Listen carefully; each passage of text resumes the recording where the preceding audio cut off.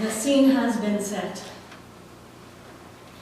The youth and children have led us to see that there was not one but two parades that day. The official display of power and the alternative parade, perhaps in a spirit of jovial mockery at Rome, perhaps with the daring of a true option. Blessed is the one who comes in the name of the Lord Adonai, or Yahweh, rather than the Lord Caesar. There is a higher power being acknowledged this day. The Pharisees tell Jesus to quiet the crowd.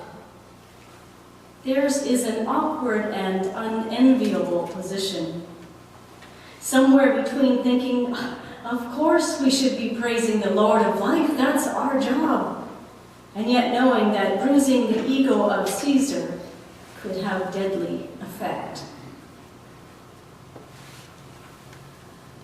We usually stop the Palm Sunday reading with Jesus' clever comeback, I tell you, if my disciples were silent, the very stones themselves would shout out.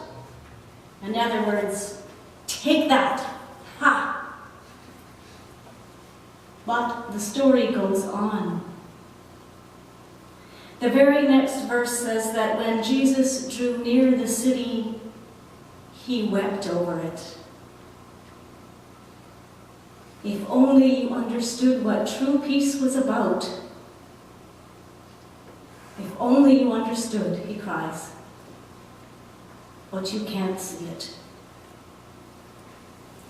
For Jesus, true peace, true shalom, is about right relationships, about justice, about honesty,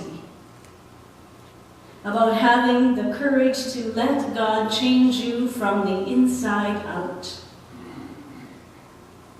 Will they ever take that parade route?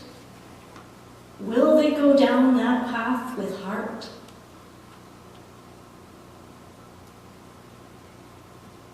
My friend John in Victoria sent me a note this week. This morning he's giving a 3-minute sermon at Mount Talmy Hospital. And once in a ever so long while, John sends me a note and says, guess what I have to preach this week?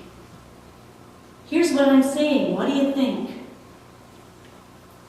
He seems to send me these words when I really need them, without my asking and without him knowing that I need them.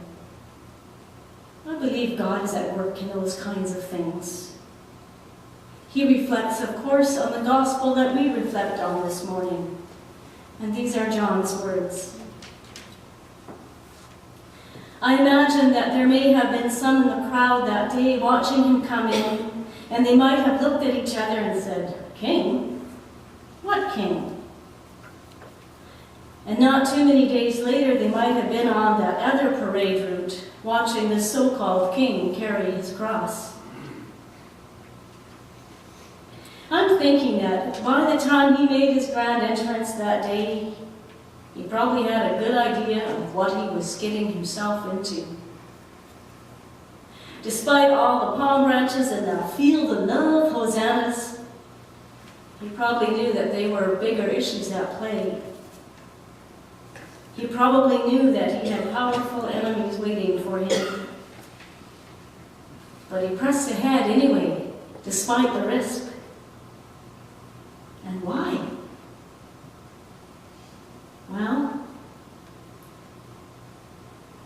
maybe it was because for him, his mission was too important to allow fear to get in the way any longer. Now, if that was indeed the case, there is a lesson here for our lives. Once you decide the principle is important enough, you can move ahead, even if you're afraid.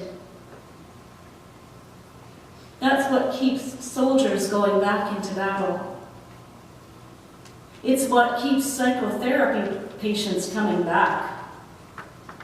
I mean, whatever it is in your life, focus on the principle, on the goal, on what you feel is really important, and what it's worth to you. It might be telling someone what you think of them, or that you love them. Or it might be opening your heart to love again after you've lost them. It might be making a complaint about something you think is not right. Whatever it is. At the point where you feel your trepidation, but your instincts tell you to stop stalling, and the principle involved is clearly important, then try what Jesus did in the gospel today. Take the next step, and the next, and the next. Keep your goal always in sight. Hopefully you won't end up on a cross, but you will demonstrate what courage is. I wrote John back and I thanked him for his words, and I told him that I needed them more than he knew.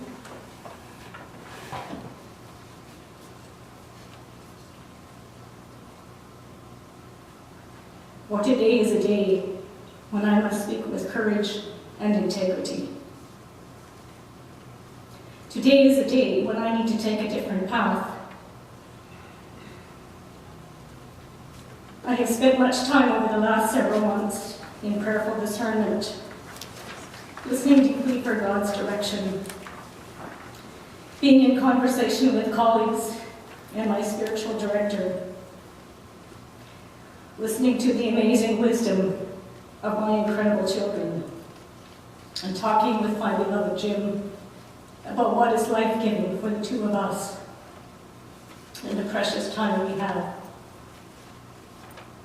As a result, I am requesting a change in pastoral relations effective June the 30th this year.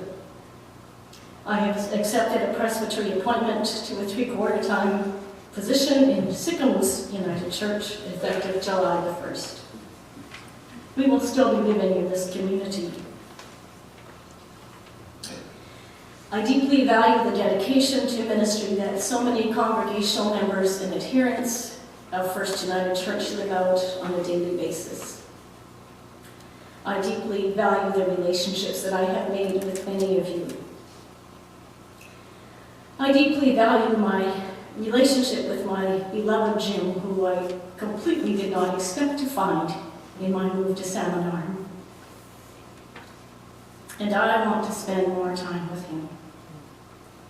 And finally, I deeply value myself and the gifts that God has given to me.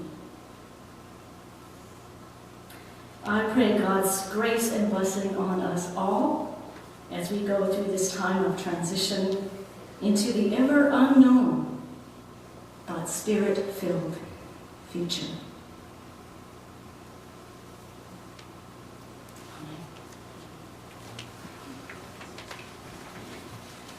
Let's just take a few moments of quiet.